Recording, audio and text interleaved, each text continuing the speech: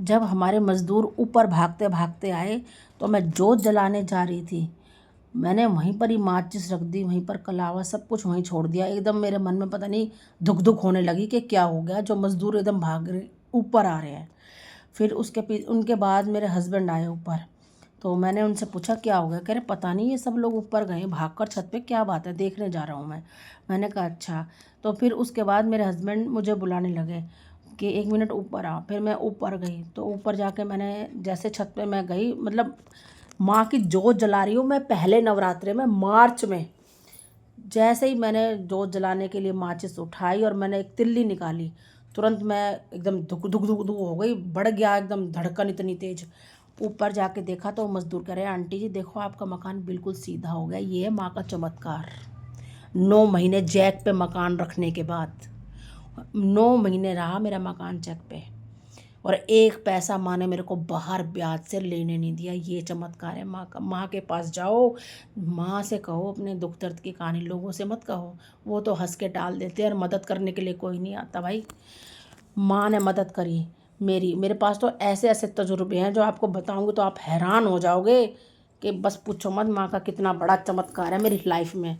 फिर भाई मेरे मन को इतनी खुशी और इतनी तसल्ली हुई, सारे मजदूर कह रहे आंटी देख लो आपका मकान बिल्कुल सीधा हो चुका है, बिल्कुल सीधा। भाई मैं नीचे आई, मैंने माँ का धन्यवाद किया, मेरे मन में एक अलग ही उमंग थी। मैंने इतने शांति से माँ की जोत जलाई।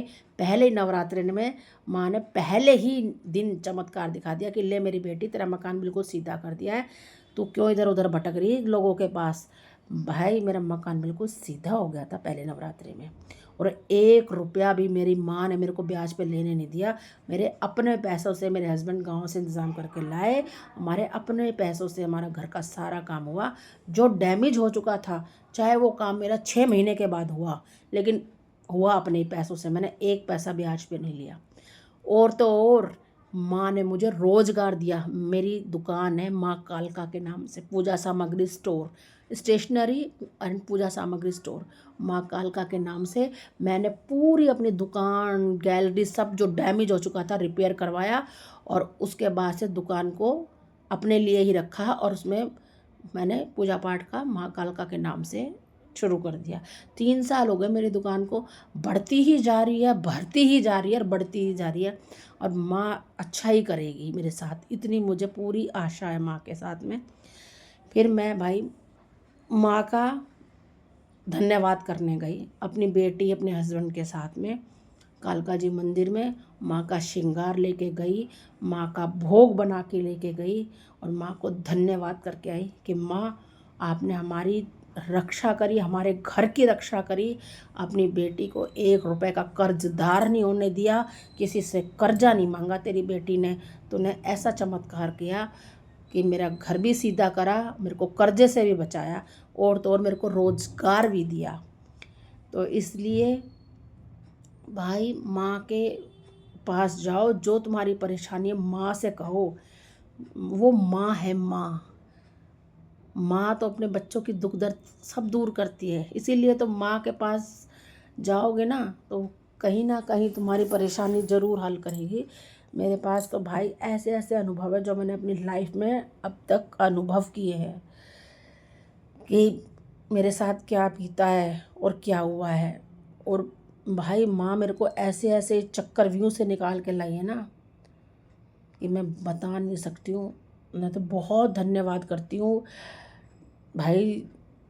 चाहे मेरी चाची ने बोला चालीसा करने के लिए, जब से मंदिर जाने लगी, उससे पहले एक भाभी ने बोला था कि मंदिर जा माँ कालका के, वहाँ पर ये परेशानी जो तेरी ये चीज़ है वो दूर हो जाएगी, मतलब माँ पूरी कर देगी। वो तो माँ कर ही देगी पूरी, मुझे पूरी आशा है। लेकिन उससे पहले जो मेरे जीवन में बीच बीच में ये घटनाएं घटती चली गई ना, इसमें भी माँ ने मेरा कितना साथ दिया। देखो मतलब मैं बता नहीं सकती हूँ आपको कि मतलब माँ ने कैसे कैसे मेरा ये काम करा है। तो इसलिए माँ का बहुत बहुत धन्यवाद। माँ आपने जैसे मेरे घर को सुरक्षित करा, आप सभी को आशीर्वाद देना, उनका घर सुरक्षित रहे, सब भाई बहनों का। मैं बस इसी मंगल कामना के साथ आपको अपने ऊपर घटी हुई घटना बता रही हूँ। जो मेरे ऊपर घटी है वो कहानी बता रही हूँ मैं आपको अपने ऊपर कि क्या हुआ था।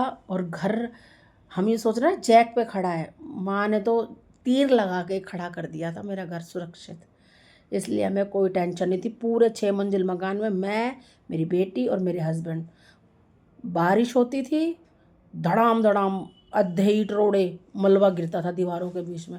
हम पूरी रात जागते थे, पूरी रात, क्योंकि हमें नींद नहीं आती थी। नींद कैसे आए, हमें ये टेंशन रहती थी बारिश हो रही है कहीं मकान ही ना गिर जाए। इतनी बारिश में दीवारों, जो मकान का हिस्सा हटता जा रहा है उसके अंदर बारिश जा रही है, उसके अंदर मलबा गिरता जा रहा है।